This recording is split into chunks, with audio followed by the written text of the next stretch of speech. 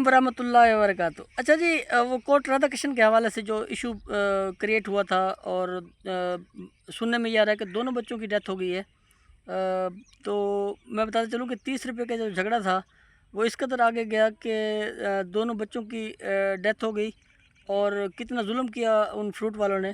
उसके हवाले से मैं बताता चलूँ कि जब वो लड़ाई रुकी बीच में, तो वो ख़ुद भी लड़का ज़ख्मी था और उसने जो ज़्यादा ज़ख्मी था उसको अपनी गोद में रखा हुआ था भाई को, और वो उसको सहला रहा था और लोग उसके ऊपर खड़े हुए, तकरीबन कोई सैकड़ों की तादाद में लोग उसका तमाशा देख रहे थे और लोग उसको देख रहे थे। कोई भी हॉस्पिटल ले जाने के लिए किसी ने अपनी गाड़ी प्रोवाइड नहीं की, किसी ने भी रिक्शे का इंतज़ाम नहीं किया या कुछ ऐसा नहीं किया कि उन बच्चों को फिल फॉर वहाँ पे ले जाया जाता। तो मैं समझता हूँ कि जान बच सकती थी। और फिर एक और जो बहुत बड़ा इशू पेश आया वो ये था कि पीछे से आने वाला एक और ज़ालिम शख्स, वही फ्रूट वालों का भाई था ग़ालिबन, जिनके साथ झगड़ा था। तो उसने बैट उसके हाथ में था और वो तेज़ी से आया और उसने आके जो लड़का बैठा हुआ था अपने भाई को लेके गोद के अंदर, तो उसके सर के अंदर पीछे से गर्दन के ऊपर हिट किया। तो वो एकदम से नीचे गिर गया चारपाई के ऊपर ही। तो उसकी लगता है कि मौके पे डेथ उसकी हुई है और जो दूसरा था उसकी डेथ फिर बाद में हॉस्पिटल के अंदर जाकर हुई है, जो गोद में था।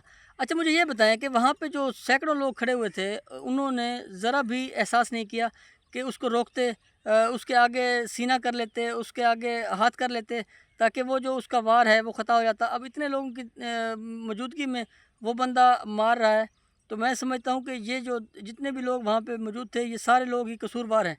अब हम लोग क्यों इस हवाले से इतने बेहिस हो गए हैं, इतने हमारे अंदर एक डर खौफ अल्लाह का ख़त्म हो गया, अल्लाह पाक का, कि हम लोग किसी के भी साथ खड़े हो नहीं होते, मज़लूम का साथ नहीं देते। अब वो उस टाइम मज़लूम थे बेचारे दोनों भाई, और उनके एक की हालत बहुत तशवीशनाक थी, दूसरा कुछ बेहतर हालत में था, लेकिन उसने आके जैसे ही बैट उसकी गर्दन के ऊपर हिट किया तो वो बेचारे की उसी वक्त ही मेरे ख़्याल में डेथ हो गई।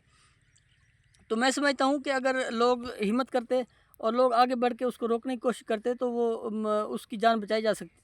लेकिन हमारे अंदर जितनी बेहिसी है, जितनी हमारे अंदर इस तरह के जो हमारा रवैया हो गया है, उससे तो यही लगता है कि हम लोग किसी भी हवाले से इस काबिल ही नहीं है, किसी भी हवाले से इस काबिल ही नहीं है कि हमारे ऊपर रहम किया जा सके। अल्लाह पाक की तरफ से ये जो अज़ाब आ रहे हैं, ये हमारे करतूतों की वजह से हैं।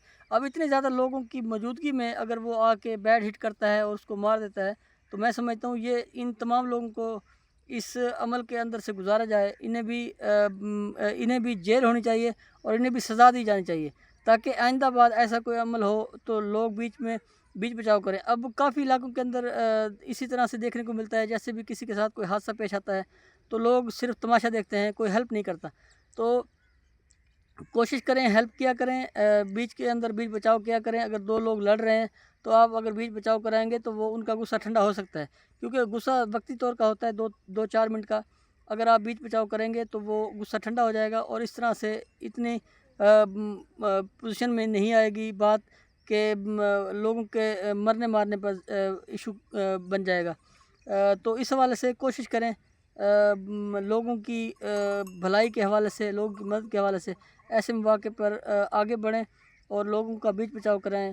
ये जितने भी लोग थे मैं समझता हूँ ये सारे कसूरवार हैं और अल्लाह पाक इनको हिदायत दे। अब ये सब लोग मैं समझता हूँ कि अपने आप को इस चीज़ का कसूरवार इनको समझना चाहिए, लेकिन ये कसूरवार नहीं समझेंगे, क्योंकि पाकिस्तानी लोग हैं ना, हम अपना कसूर नहीं मानते। अब वो जिस धड़ल्ले से आके उसने मारा है और बिल्कुल सब लोग खामोश खड़े रहे हैं, तो मैं समझता हूँ इनसे भी कानूनी तौर पर पूछताछ होनी चाहिए और इन्हें भी करार वाक़ की सज़ा दी जानी चाहिए कि आप लोगों की मौजूदगी के अंदर एक बंदे की डेथ हो रही है और आप सोए हुए थे। तो इस हवाले से मैं समझता हूँ कि मिनहसल कौम हमारे अंदर एक तब्दीली आने की ज़रूरत है, हमें अपना रवैया बेहतर करने की ज़रूरत है।